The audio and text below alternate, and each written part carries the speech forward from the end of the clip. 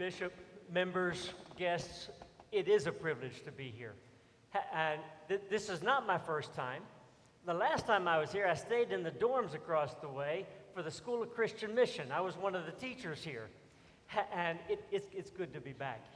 I keep running into people from West Virginia, literally all over the country and around the world, whether it's a general conference or at the upper room, or the last time, Judy and I were together in Mozambique.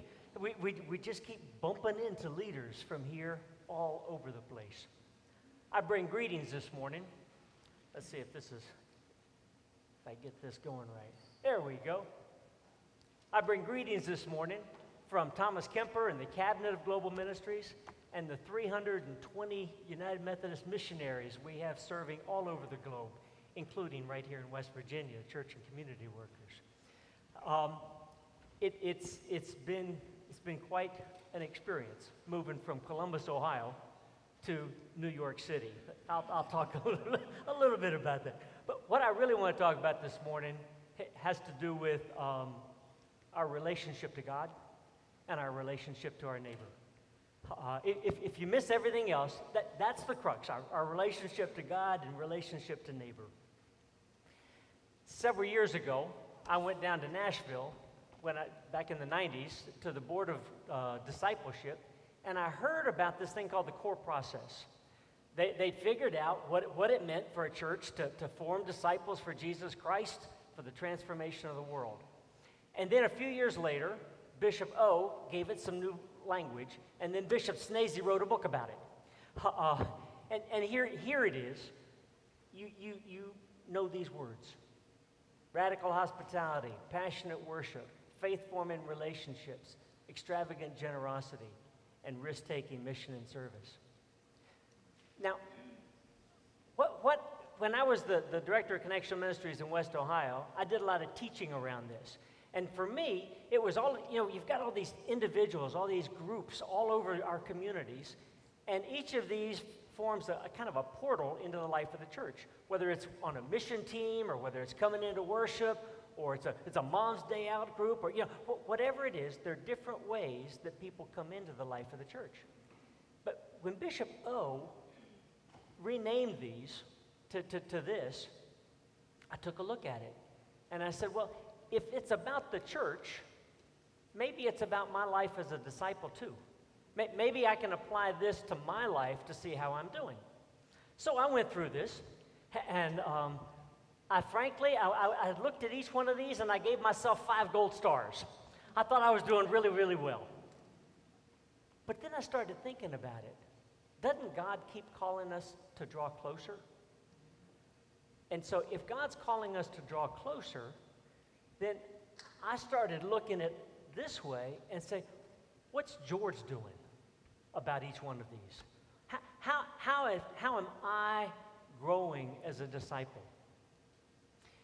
And which one of these do I need to grow deeper in? Are you with me?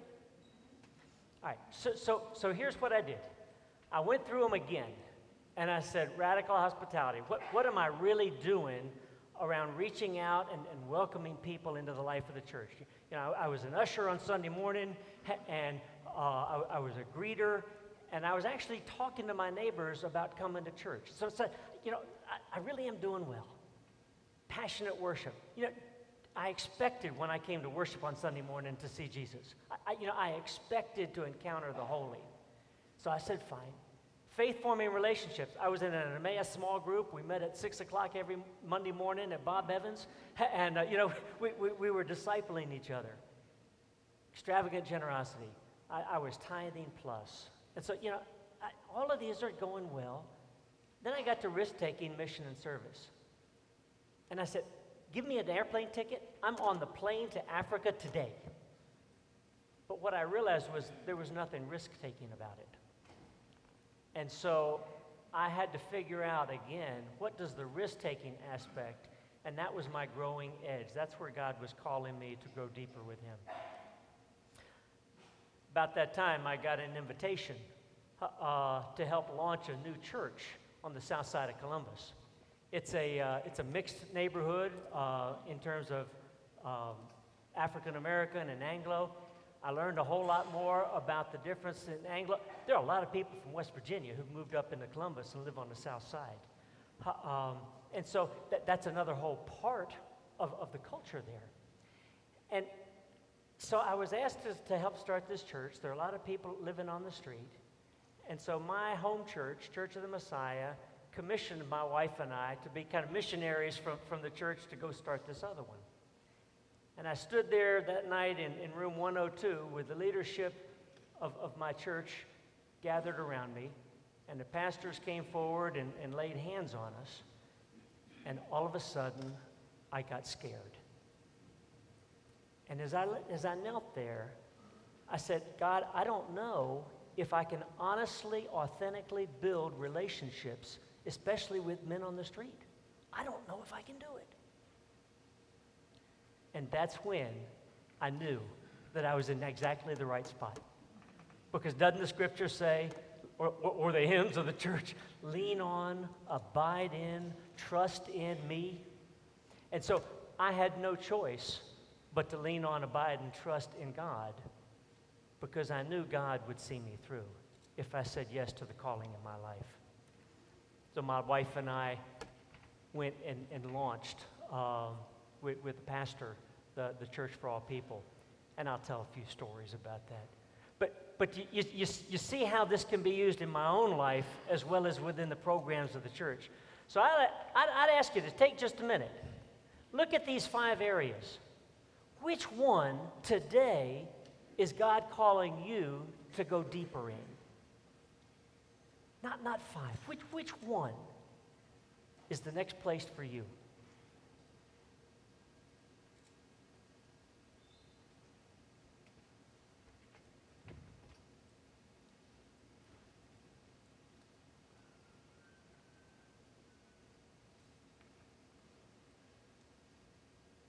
You have one?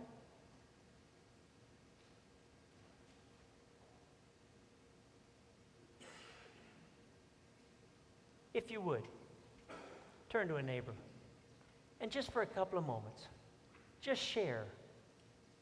Don't share what you don't want to share, but what you're willing to share. Where is it that God's calling you? Which practice to go deeper in? Take just a couple of minutes.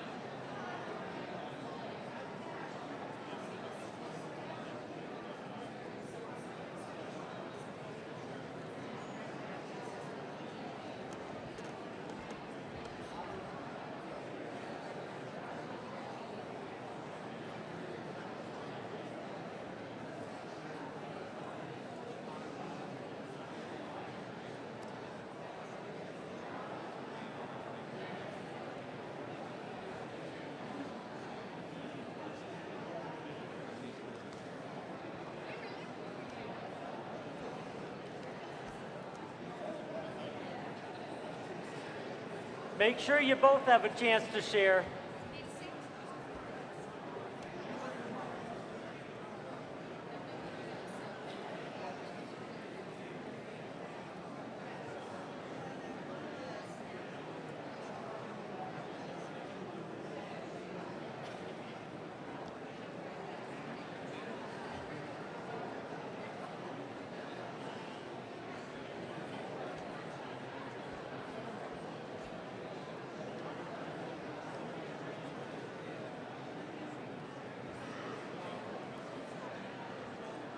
You know, when we start talking about our discipleship journey, we could talk a long time about it.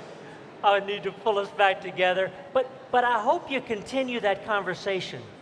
I hope you continue it with your neighbors, with your family, with those that you trust, because it's in community that we grow deeper in our faith and grow deeper in our understanding of who God is calling us to become. I want to shift gears a little bit. I want to talk, at Global Ministries, I have a phenomenal role. And I get to see what God is doing in places all over the world. And first, before I go any further, I want to thank you for that, because when you pay your apportionments, you pay my salary, and I'm deeply grateful for that part of it too. So what I've noticed, I want to talk about 4 places in the world. The first, I went to China a couple of 2 years ago, and I encountered the leadership of the China Christian Council. Now, I've been hearing about China my whole life, and there haven't always been positive comments about China. What I discovered is there are 100 million Christians in China. They've actually printed over 1 million Bibles in China. 1 million? 100 million. 100 million Bibles in China. So, I meet with the leadership of the church. Now, you may remember that during the Cultural Revolution, all missionaries of all denominations were thrown out of the country, and Christianity was driven underground, and so there was nothing official in the country. All the churches were closed. And then there's this bishop, Bishop Ting. He came to the leadership of the government, and he said, listen, here's what I think we need to do. You want the church to be visible. You don't want it to be underground. You want to know what the church is doing. We want the church to be responsible for itself. And so the 3 Self movement was formed. And here are the 3 pieces that he laid out to the government, of which the government then said yes. They said, we will be self-governing. We won't be taking directions from outside the country. We will organize ourselves, and we will govern ourselves as a church. Second, we will be self-supporting. We're not going to be reliant on outside dollars coming in. We're going to figure out how to be self-supporting in our churches across the country. They like that. And then the third thing, self-propagation. I had to look that word up, frankly. What it means, they're going to do the evangelization. They're going to be the ones to do the outreach themselves without foreign intervention. And so they became self-supporting, self-directing, and self-evangelizing. And today, they say there are about 25 million members of the China Christian Council, the China Christian Church. They're not Catholics, they say, is a different religion. It's not, anyway, I'm not trying to go into that one. So there are another 25 million in the Catholic Church, and there's still somewhere around 50 million in the underground church. So the 3 Self movement, these 3 principles that have helped them grow to 100 million. Then I went back, I started taking a look at our roots. I said, that's fine in China, but what is Methodism? And what I discovered in taking a look at John Wesley, when he started a church, he reclaimed a cannon factory. He transformed a cannon factory from what manufactured death to one that manufactured hope and healing. In this abandoned cannon factory, now the church foundry, he started a charity school in the church. He started a dispensary, dispensing medications in the church. He started an almshouse. 9 poor widows he brought into the church and gave them a place to live. He started a loan society. They had payday lending, unbelievable rates. And what he did was he said the church could do better. And he set up a loan society. And then it isn't just about the services, it's also about daily worship, every day. And the other part of what he did is the class meetings. Wesley actually said, if you can only do one thing this week, go to your class meeting. And if you have time for two things, then you can come to church. That small group was so fundamental. I was in Russia last month, and they said, we've become a worship-centered church, where Wesley was a class meeting-centered church. You see the shift? And so Wesley tells me I need to push back into the class meeting, into my small group. There's an artist that doesn't come real clear, but what you know is that Wesley's movement began with the circuit riders. The circuit riders spread that word all over England and then across the Americas. If you look closely, and it is a little hard to see, but you see on the left-hand side of that saddlebag, what do you see? The Bible. And on the right-hand side, can you see what that says? What was it? Primitive physics. Wesley took all the knowledge of the day about medicine and wrote it in a book and gave it to the circuit riders so that they not only took the scripture, but they took the understanding of healing and health as well. I said a couple of weeks ago, I said, there's nothing in there that I would do today. I don't believe in leeches, and there are a lot of other things. And a woman came up to me. She said, I'm a doctor, and I've read that book from cover to cover. There are practices in that we still use today. I said, I stand corrected. I won't make that statement again. So the circuit riders went out to spread the movement. And then I want to take you to Africa. North Katanga, anybody here electing delegates this week? One or two. In North Katanga is the largest annual conference in Methodism, and it's in the Congo. There are more delegates that will come from North Katanga than anywhere else in the world. So I went there, took a look, say, well, what are they doing that they're growing so rapidly? What can we learn from them? And here's what Bishop Ntambo does. He goes into a village and he plants a church, or there's a church already there in the center of the village. And then beside the church, he builds a parsonage for the pastor so that she or he can live in with their families. Behind the parsonage, he creates a garden. Bishop said to me one day, he said, what kind of an example is a pastor if their children are starving to death? So that they plant a little garden. And then alongside another side of the church, they build a school, because the church is involved in education. And then they build a clinic, and then they drill a well. Do you see what he's doing there? The whole village is coming to the church for health and education and clean water and spiritual growth. I just got this. Well,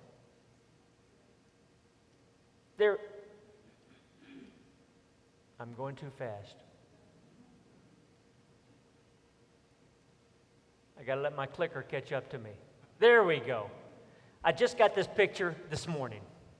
I was asking, I described all this to an artist, and she drew this picture for me where you see the church, and you see the parsonage in the back right. You see the garden behind it, where there are a couple of women working in the garden. And then there's the clinic is in the left, the school, and the well. You see the picture? That's the church in North Katanga. Last place. I mentioned that I helped start the United Methodist Church for All People. Well, I'd been to Africa. I saw what the church was doing, and I came back and was asked to help plant this church on the south side of Columbus. It's a pretty hard-living neighborhood, hard-living community. And so this is what we did. We had worship in the church 5 days a week. We're invested in housing. There's a community arts and music program where our worship team in the morning actually plays concerts for the Lions Club, or plays concerts for the school when it's opening, a variety of things. Healthy eating and living. We have community gardens. They've got somebody who's now teaching healthy ways to cook zucchini that are enjoyable. Because there's a lot of people say, I don't eat zucchini. Well, let me show you a good way to cook it. there's an after-school program. There's a hospital, there's a Catholic hospital in Columbus, Mount Carmel, that's actually placed a health clinic in the church that operates 5 days a week with a doctor, a nurse, and a practitioner. And what's not up there, I left it out, is there's a free store. People come in for free clothes. And there are 150,000 people that have shopped in the free store since 1999 when it opened.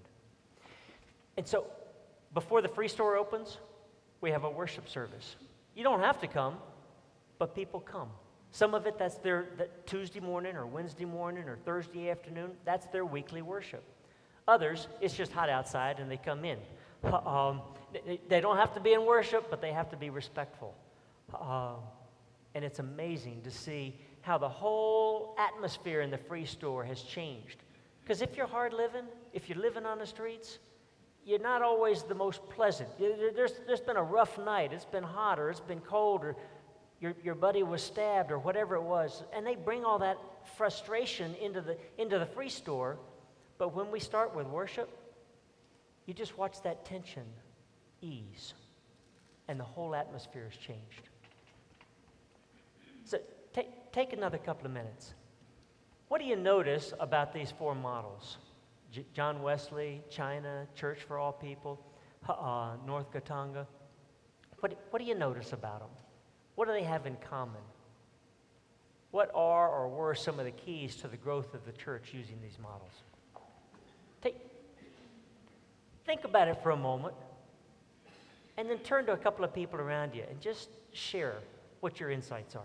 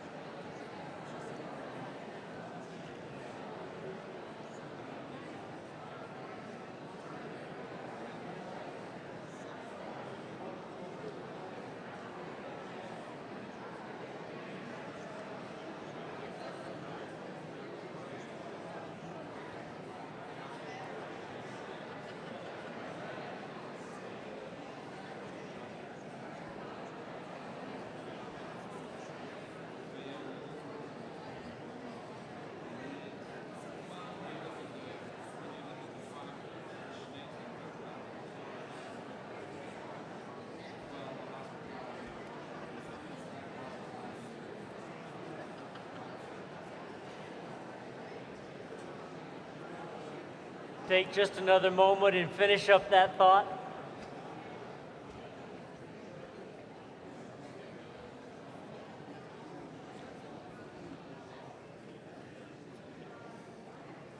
At the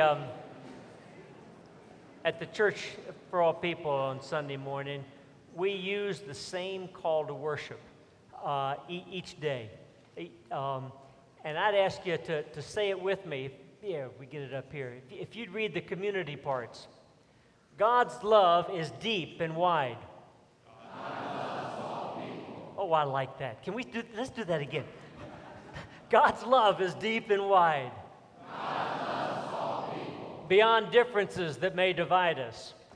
No matter who we are or what we have done. All beloved children of God. We are a church for all people. We give our love to everyone, no matter who they are or what they have done. Welcome to this circle.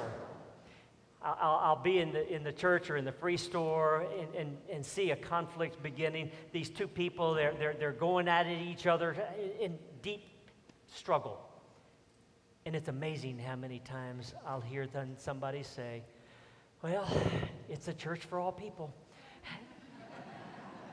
The argument's over, and they move on. There's some values that I've seen in these Christian movements around the world. And there are four key ones for me.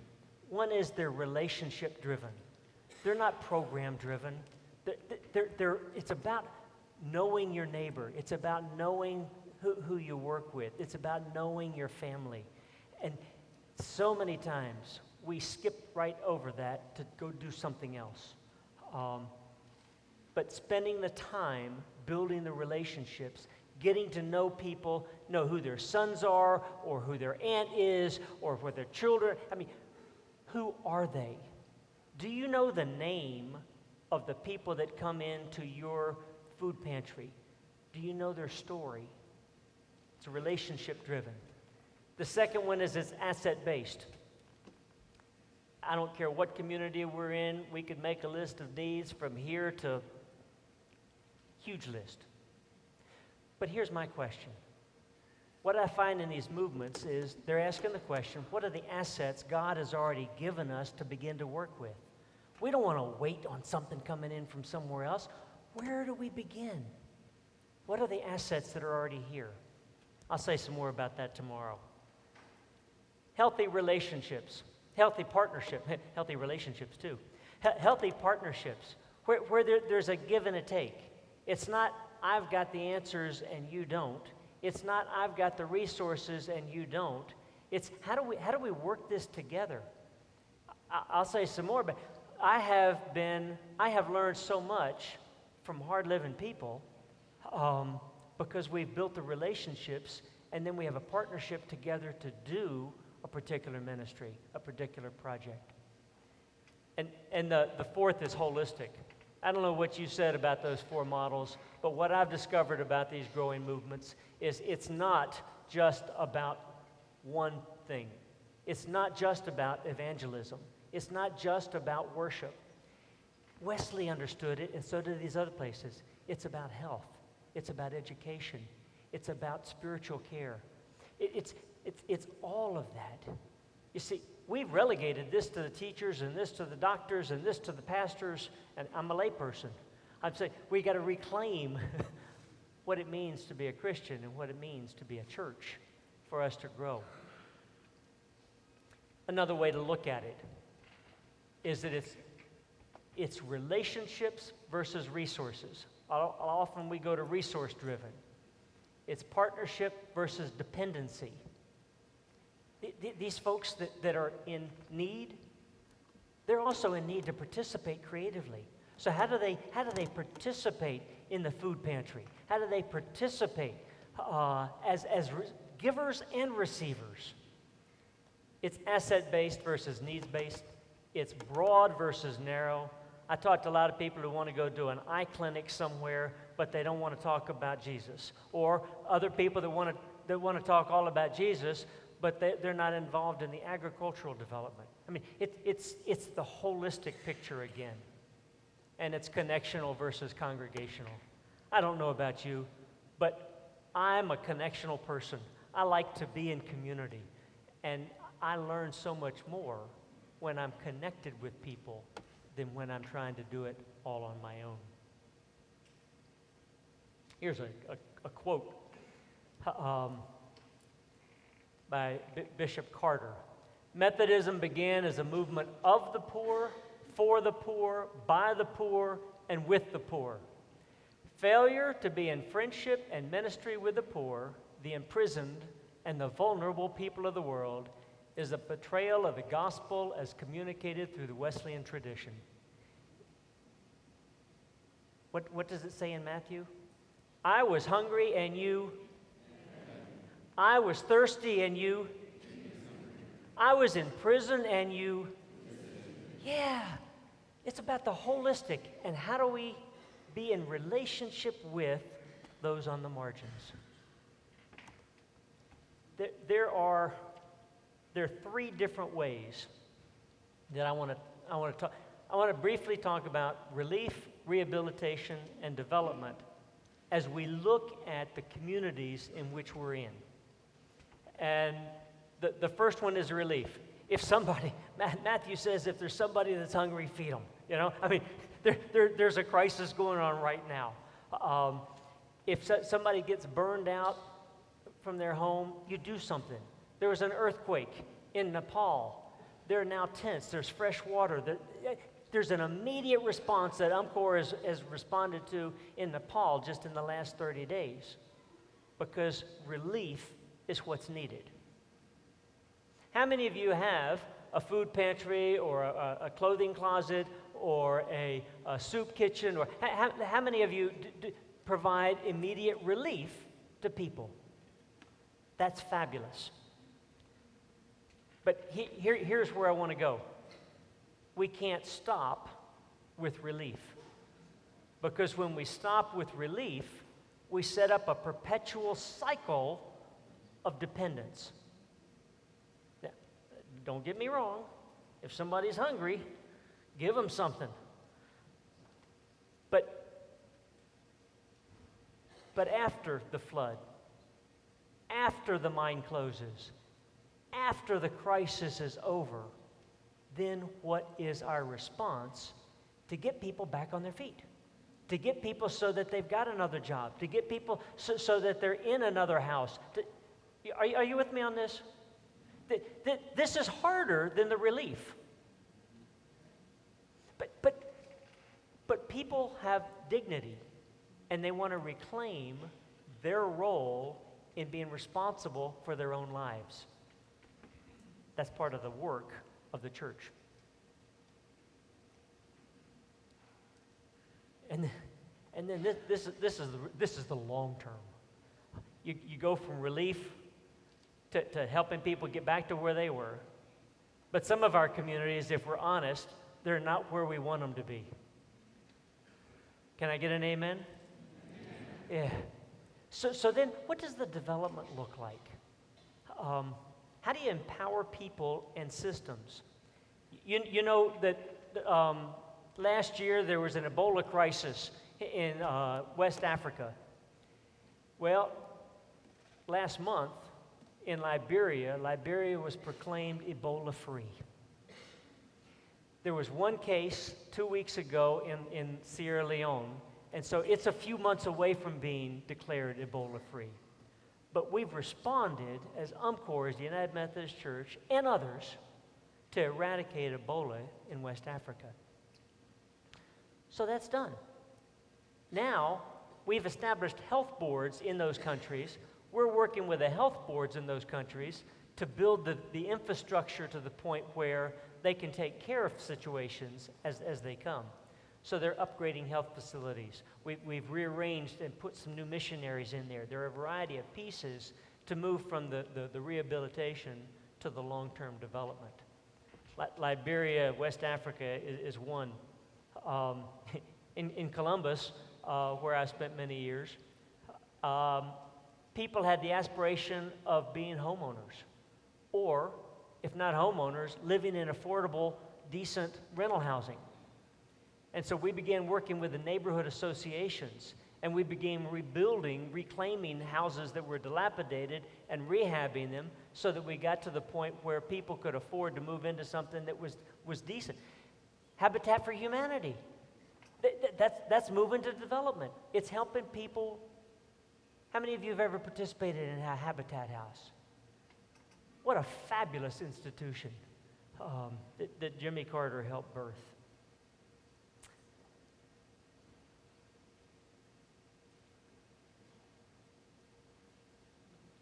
That's the development one.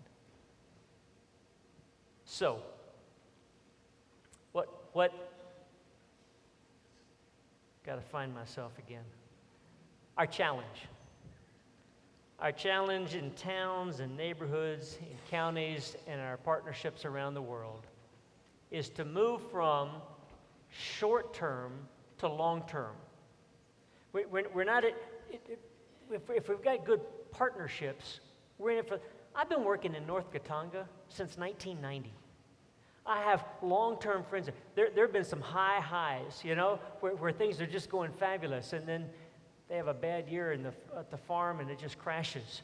And so you go through these cycles of ups and downs. Well, that's what happens in the long term, and you stick together as you work through. It's needs-based versus asset-based, and it moves from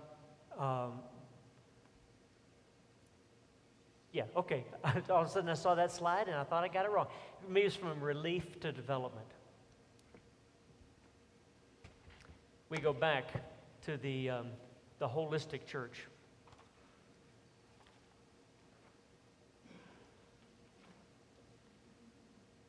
And following John Wesley's model and the growing church movement model. What I've seen in the holistic model is these churches deal with food security, health, education, and faith formation. A lot of our churches focus in on faith formation, and that's what they do, and they do it well. But the growing movements around the world understand the relationship between all four of these components. I want to stop talking for a couple of minutes. In your packet, I think it's page 16. It's a yellow piece of paper.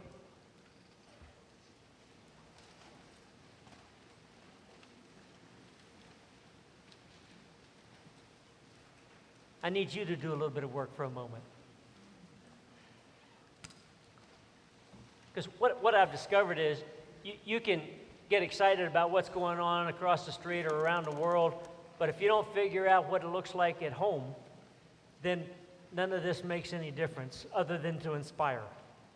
And I'd love to inspire you today.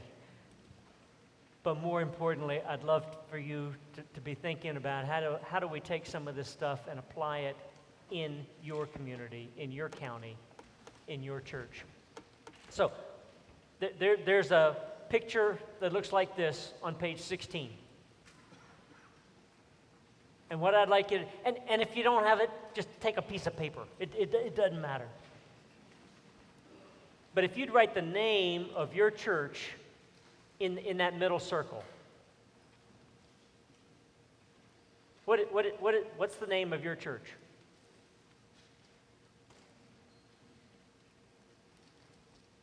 And then when you think about the holistic nature of the gospel,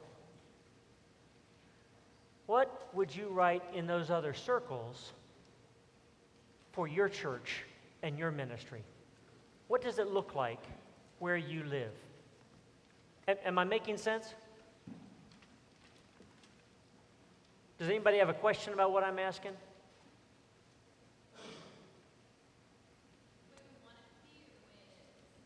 You know what? That's a great question.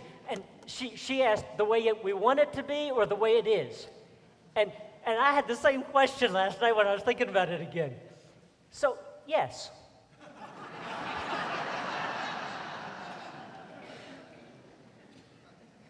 And actually, you could do this both ways. How is it now?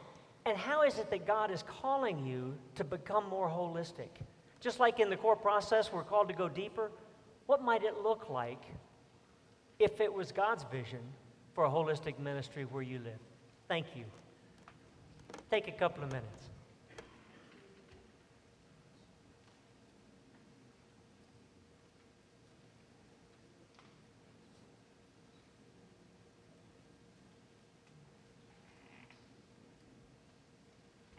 And if you're with somebody from your church, you can do it together.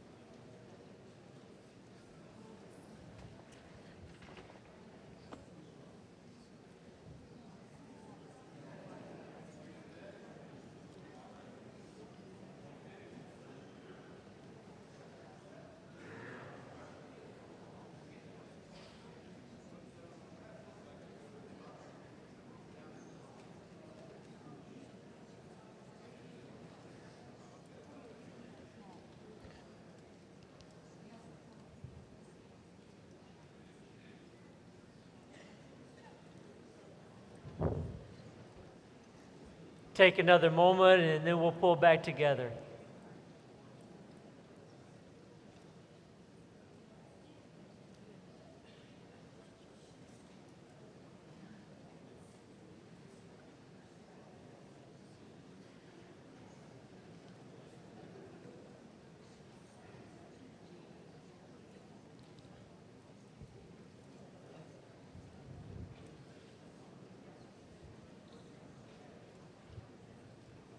Are these live? Are these mics live? Can they be?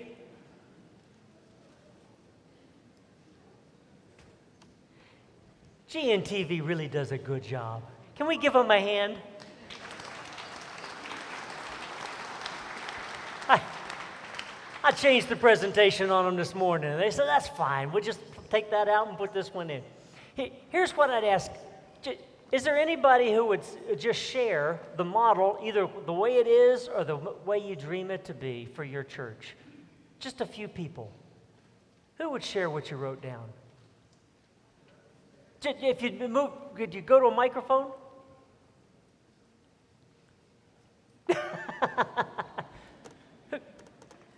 Would you? Please, go over to microphone 5. Oh, now I feel like the bishop. I get to direct you.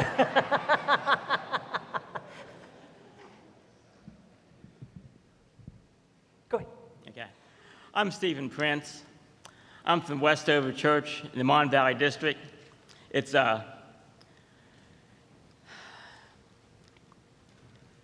Westover is a marginal area on the edge of Morgantown, with a university town. And what I can see, is that we have a settlement house that's 80 years old.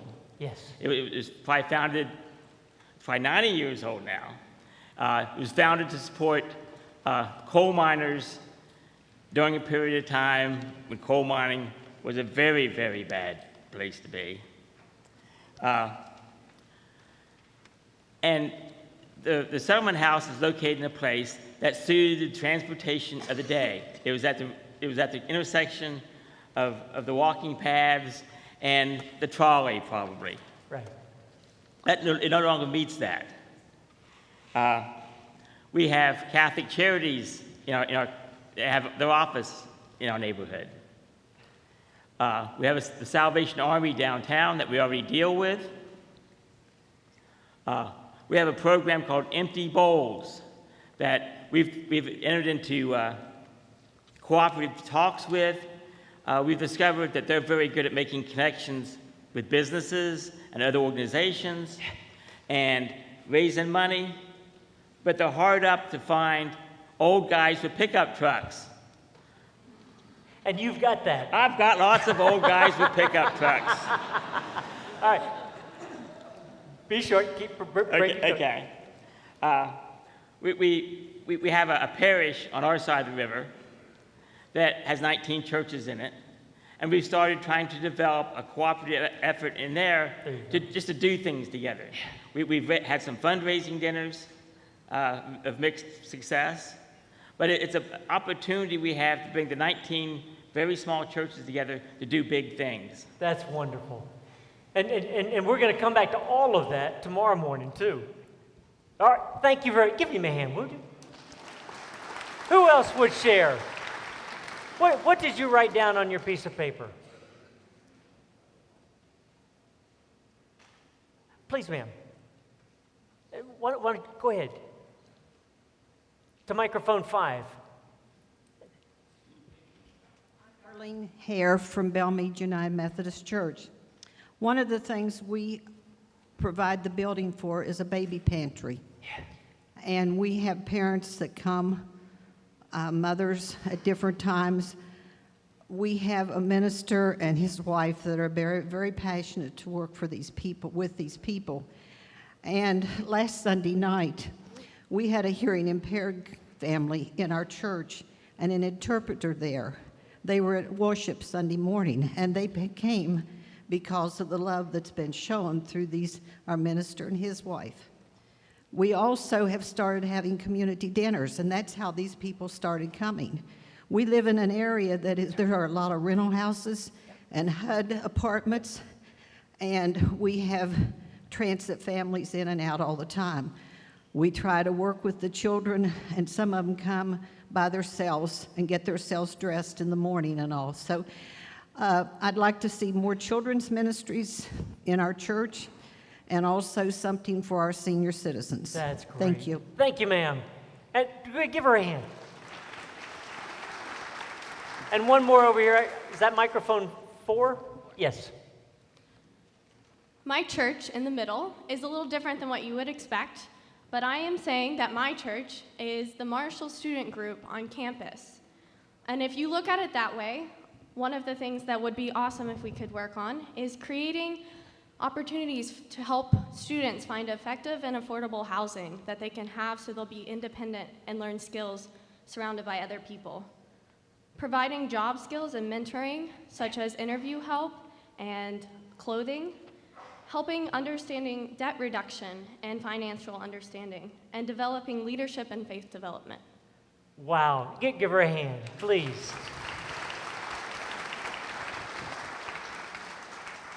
I don't mess around with people from Marshall. My daughter went to Miami of Ohio, and for a homecoming game, we were there playing Marshall, and you had about 10%, and we had about 90%, and I couldn't hear the 90% because of the roar of the 10. And by the way, you beat us. All right.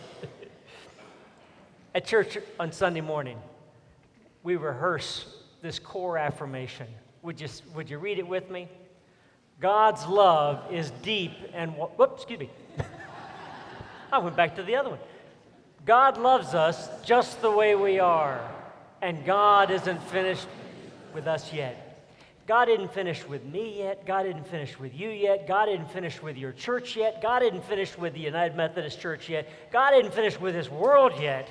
God is at work through all of us.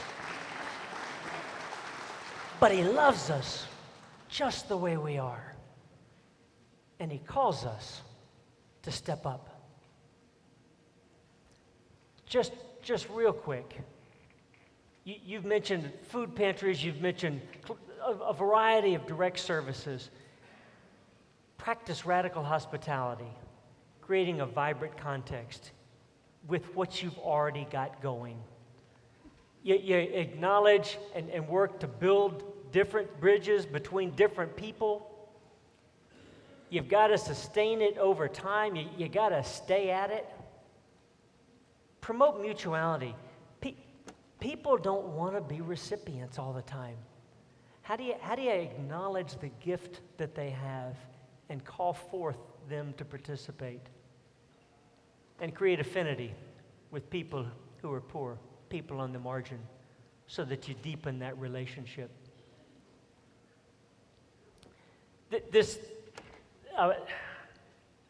I could spend a lot of time talking about this, but I won't, just a few minutes. There's a continuum, if you can read that, of how people participate. They can be coerced, they can be compliant, they can be cooperative, they can be consulted with, and the programs could be community initiated. I just want to lift up a couple of examples.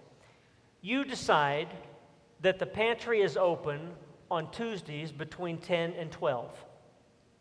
You're in charge, and you stock the shelves, and you set the times, and you provide the volunteers, and everybody can come. Are you with me on that one? Okay, that's one. Come down the continuum a couple to cooperation. Maybe you have a community meal. So what would it look like in a church that said, what would you like on the menu next time? Yeah, would you like to come and help cook?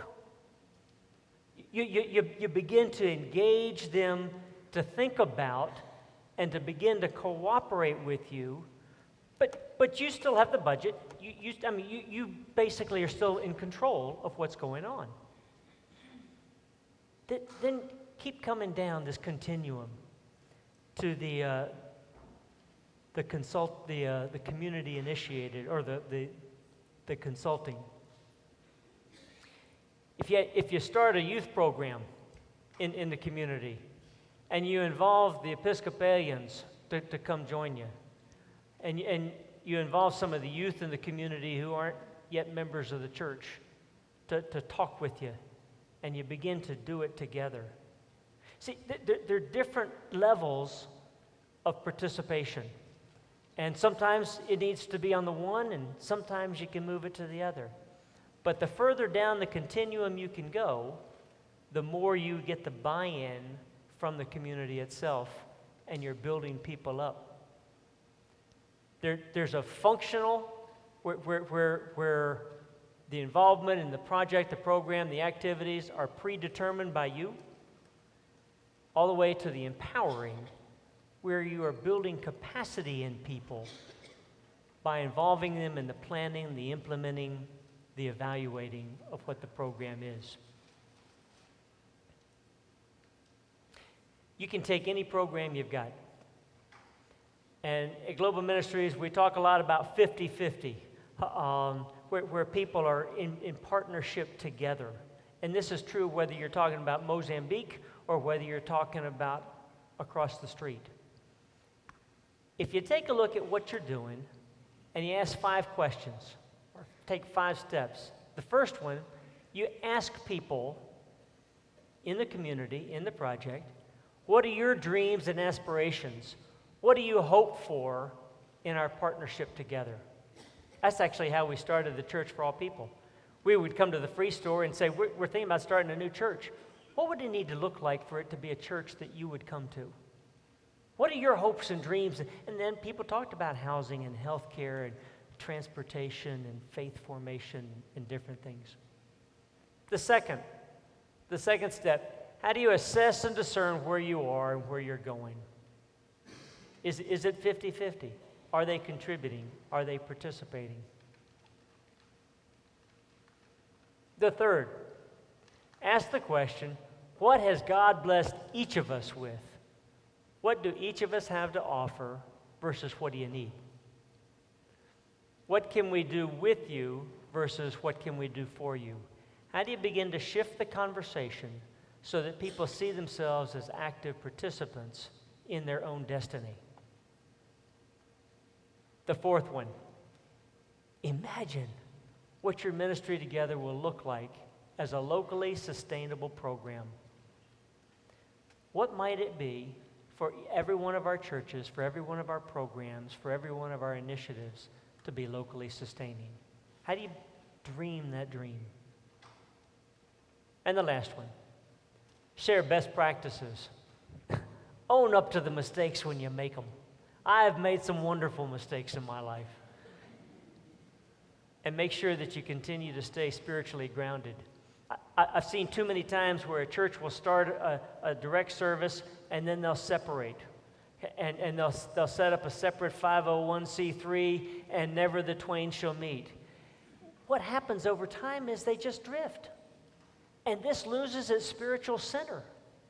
Now, I'm all for setting up 501c3s. Don't misunderstand me. I set one up myself. I also said in the bylaws that 3/4 had to be faith-based people, of the board of directors. That half of them had to be members of the United Methodist Church.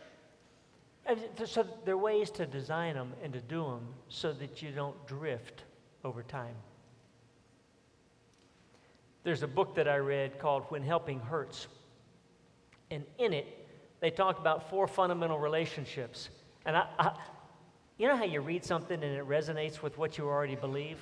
I think that's what was going on here. I already believe this, and so I read it, and I said, oh, good, this is good stuff. I believe sin, in its basic form, is separation from God, separation from neighbor, separation from myself. And so when I read this, the 4 fundamental relationships is how do we help build the relationship with God to glorify God forever? How do you have relationships with ourselves that we're created in the image of God, all of us, and all the people out there as well. A relationship with others, created to dwell in loving, grace-filled relationships. And on this 4th one, the book pushed me. But I believed, and I loved the flute this morning because it was when I was living in a Native American village in Alaska that I really understood the relationship with the earth. It's when I worked years ago with the Aboriginals in Australia, where they have a deep respect for the planet. Our relationship with the rest of creation, we're stewards of what God. And so how do we maintain these 4 relationships? And how do we avoid paternalism? Where?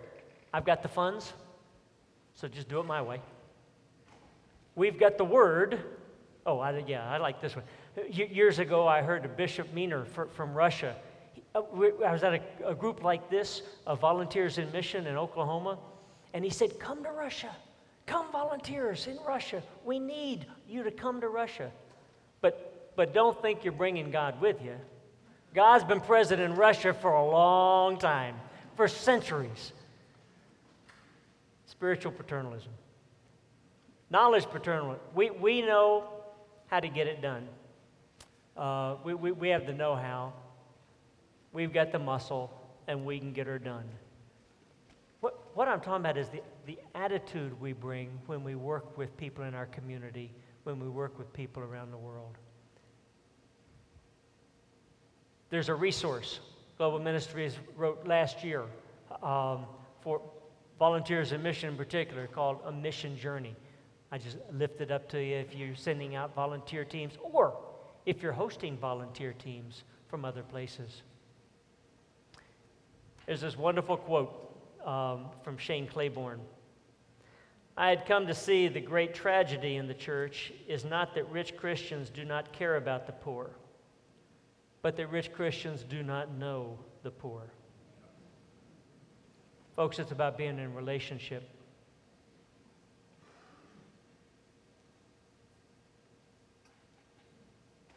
I met with a group of practitioners in Dallas last year, people working with folks on the margins full time. And they identified some key characteristics about ministry with that I just want to lift up. The one I've been talking about, building relationships. The second is vulnerability. You know, it's one thing for me to ask you what I can pray for. It's another thing to stand before you and say, my brother is a schizophrenic. He lives alone in Galveston, Texas, and we don't know what to do with him. We don't know how to help him. And that's true. How do we be vulnerable? My prayers are good enough, but are yours? How do we do that together? Power equity. How do we share? Inclusive worship. How do we make sure that it's open for all? Asset-based and sustainable impact. I'm bringing this to a close, Bishop. Ministry with the poor. In that same roundtable, they wrote this statement. They said, the United Methodist Church has been anointed to bring and receive good news with the poor through developing mutually engaging relationships. We, the living body of Christ, work together to make disciples of Jesus Christ, build inclusive worship communities, transform our world, and experience life abundant. When I invited Jesus into my life, into my heart, what I didn't expect was that he brought with him all of his friends.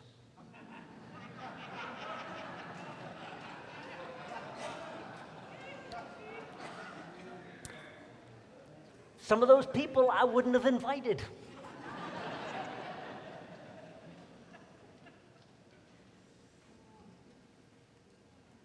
One of them was a hard-living guy by the name of Mark. And Mark came up to me, he was in my men's group at church, and said, George, as long as I've known you, you've struggled with this job that you have on the conference staff. When are you going to do something about it? Mark spoke into my life because he knew me. We had a relationship. Within 30 days, I'd gone to my bishop and I'd resigned as the director of Connectional Ministries. And the bishop said, what are you going to do? I said, well, God's actually calling me to work at the church full time doing training and development. He said, do you have the money? I said, no, but God's called me to this. God will provide. Well, he negotiated with me to hang on for another 6 months so that we could help with his transition. But then I made the shift. I wouldn't have made it if it hadn't been for Mark. See, that was then. And then I left and I left the conference and I went to the church to be full-time, and that was the rest of my career. Be careful. I got a phone call. And they said, George, there's a position open at Global Ministries. I think you're the one for it. Would you apply? And I said, thank you very much. I've prayed. I've discerned. I'm where God wants me to be. No. Besides, I don't like New York. A few days later, I got another phone call. Person said, George, I understand you're a man of prayer. I said, where's this going? He said, there's a position open in New York with the Board of Global Ministries. I think you ought to apply for it. Would you prayerfully consider? I mean, before I could say no. How do you say no to prayer? I went home that night and talked to my wife. I said, honey, there's this position open with Global Ministries that somebody thinks I ought to pray about going and taking, or at least applying for. She said, I can't talk to you about that. It was a long night of silence. But you know, when I laid out the job, and then Eileen and I laid out my life, it just matched perfectly. Eileen said, so how can we not at least apply and see what God does? There are different phases of life. Years ago, it was risk-taking mission and service for George, and God took me on a deeper journey. Today, it's different.